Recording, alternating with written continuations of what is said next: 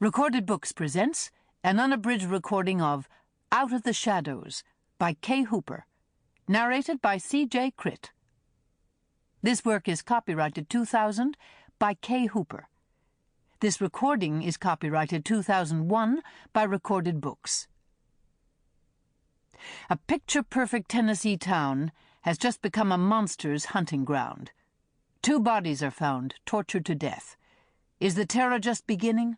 Or have the good citizens of Gladstone harbored a dark secret for a long time? And now, Out of the Shadows. Prologue.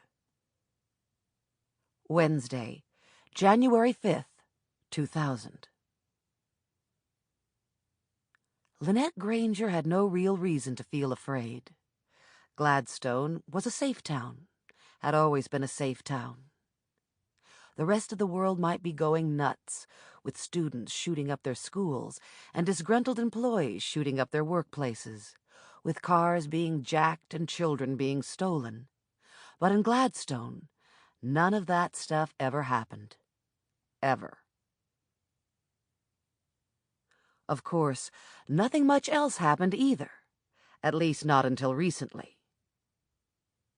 Even before they'd built the new highway bypass last year, which had quite effectively bypassed Gladstone, the little town had been no more than a place where people stopped for gas and an occasional weary night at the Bluebird Lodge out on Main Street, pausing as briefly as possible in their journey through to Nashville. Otherwise, it was just a wide place in the road, not high enough in the mountains to offer skiing as a tourist attraction, though the Bluebird Lodge defiantly had as its logo a pair of crossed skis, and not far enough out of the mountains to boast much decent farming or pasture land. It was just a little valley. The bedrock core of the local economy was a smelly paper mill out on the river, where a healthy majority of the town's blue-collar workers toiled.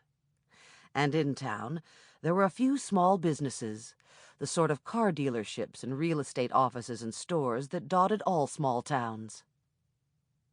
Thankfully, Gladstone wasn't so small that absolutely everybody knew the business of their neighbors, but nearly so. Gossip was second only to the video store downtown as a source of entertainment. So when Carrie Ingram, barely 14, seemingly ran away from home a couple of months ago, it was big news. Lots of people were heard to say they'd expected as much, since Carrie's older brother had done the same thing several years before to try his luck as a singer in Nashville, and ended up trying to support a wife and 2 little kids on a mechanic's pay. It was that sort of family, the gossip said, not the kind to raise up kids loyal to the town. But there had been uneasiness beneath the confidence, even then, even before they found out what had really happened to Carrie. Because at about the same time she disappeared, there had been something creepy going on hardly more than 100 miles away, in Concord. Lynette wasn't entirely sure of the details, but it was whispered that a horrible man had been stalking and raping women, and it had only been when a special FBI task force had been called in that he was caught. Lynette would have liked to have seen a special FBI task force in action. She was interested in law enforcement, and since the sheriff had patiently answered her questions on career day back last spring, that interest had only grown. At least until Carrie Ingram's body had been found and some of the details had gotten around.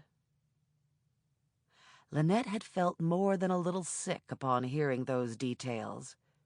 She told herself it was only because she had actually known Carrie that the whole thing had upset her, not because she had a weak stomach unsuited for the work of a police officer or, better yet, an FBI agent just like Scully.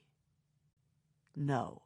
It was only because she'd known Carrie, been just a year ahead of her in school, and ridden on the same school bus. Because she remembered so vividly how Carrie had worn a bright ribbon in her hair every day, and Sample complete. Ready to continue?